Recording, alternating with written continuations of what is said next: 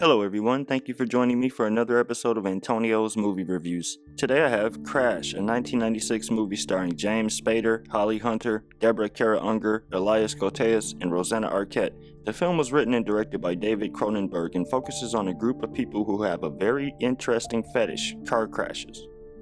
At the beginning of the movie, we meet Deborah Kara Unger, starring as Catherine Ballard. She stars as the wife of James Ballard, who is played by James Spader. They have an open marriage.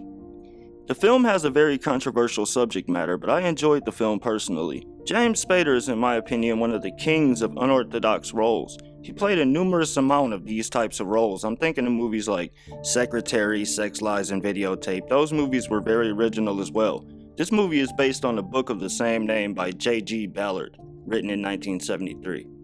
And who better than Cronenberg? James, are you in there? Could we please get your... Where were you? In a private area. What about your camera girl?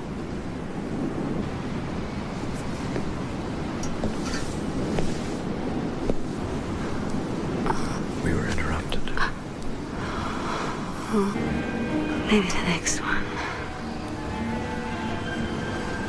One thing I will say is that we're not given much background in the beginning as to these two people who indulge in this strange proclivity. Doesn't take away from the movie though.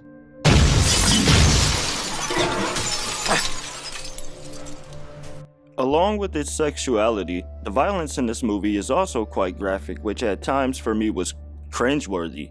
For some, I know this may not seem realistic, but it doesn't seem so outlandish when you think about how many people there are in the world and the wide range of interests that people have.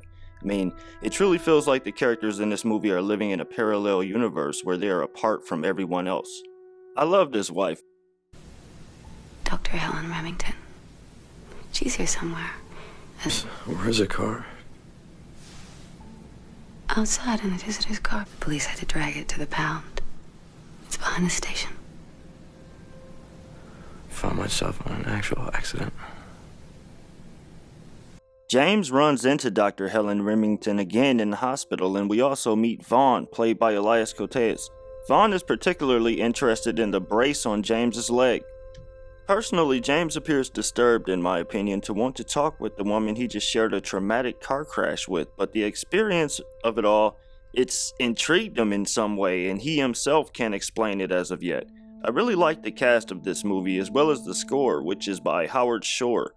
The music adds so much to the eerie nature of the personalities of the characters, it's like perfect for the movie. Vaughn, honestly, is like the character that makes this entire movie work, in my opinion. And the engine were driven back into the driver's section. Pulling the fleck lays running towards the windshield wiper cutters. Honeyed blood, stank of blood and other body and machine fluids. How can you drive, James? He can barely walk. I suppose one thing I'll say is that the movie itself didn't make me see things the way that the characters did in terms of their fascination for car crashes or cars of crashes. The book, I imagine, would better provide that imagery as to what the characters lusted after. To me, it doesn't just seem sexual in nature, like there's a psychology within it. This is definitely a movie to be watched more than once, though, in my opinion. It's not one that you can really gather within the first viewing. I never should have come here. I'm surprised that I somehow find myself driving again. In that regard, it's also a very tough movie to watch more than once. It's an hour and a half of eroticism and self-destruction in a sense, but it's a very captivating movie in my opinion. One can say that James Spader's movies are oftentimes like that. Secretary, Sex, Lies, and Videotape, those are movies you really don't watch over and over. You've bought yourself exactly the same car again.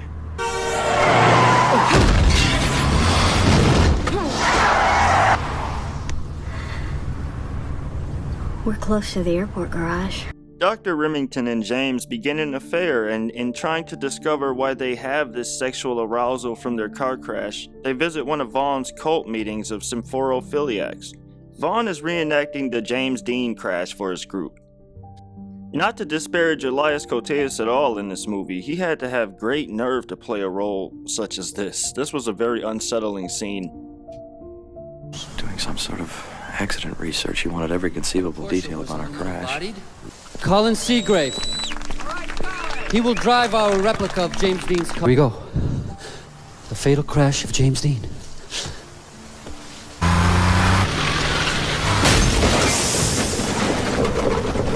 James decides to become one of Vaughn's followers, and these guys spare no expense. They fetish on being battered and bruised and nearing death or having permanent disfigurement or disability. It's something that fits right in, though, with Cronenberg, who has given us such masterpieces like The Fly, Videodrome, or Scanners. This film is nothing, however, if not daring. I myself do not necessarily see a plot, but it's more so a topic on sexual exploration. Lie down. They did the James Dean crash. I'm sure it's concussion.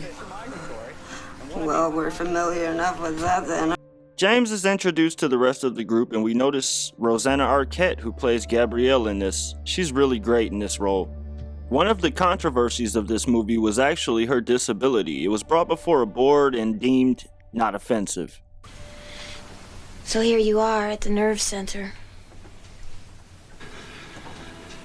The reshaping of the human body by modern technology. James and Vaughn, accompanied by James's wife, decide to stage a car crash, apparently, or almost caused one, just for sexual pleasure. This is one of the activities that the group performs to fulfill their desire for what is apparently satisfaction, for lack of a better word. That being said, though, I can't help but to just be captivated in what these characters are willing to go through. Must have fucked a lot of women in that huge car of his. You had sex with all those men in cars? Only in cars? Seeing the group sit around watching crash tests like some erotic film is a true testament to the mindset of the characters. What can the sexual connection be to risking potential debilitating medical conditions, especially if you're Gabrielle, who already walks with braces? The movie certainly itself even had me understanding that a shared near-death experience could easily grow into an attraction between the two people, but photographing an accident scene, I must say I think Ebert said it best when he stated that it's their turn on that turns us off in that regard.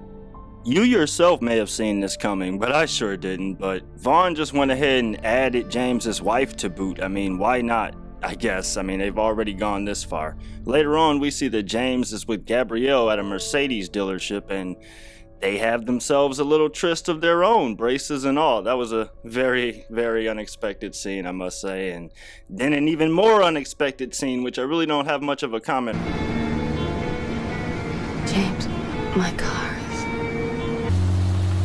Where is everyone? They've all gone away.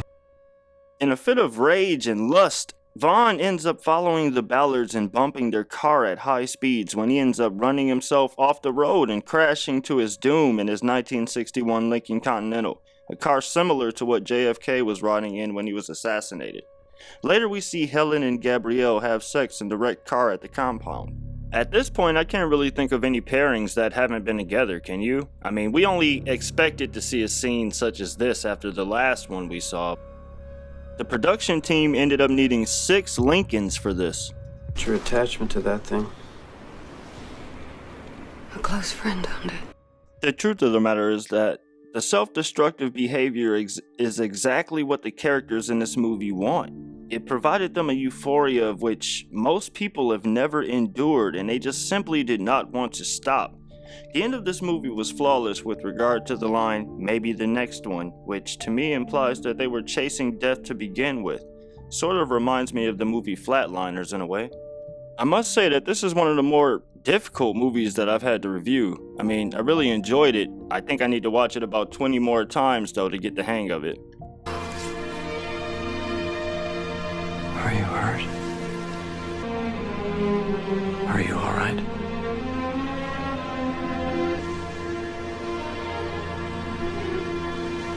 All right. Maybe the next one, darling.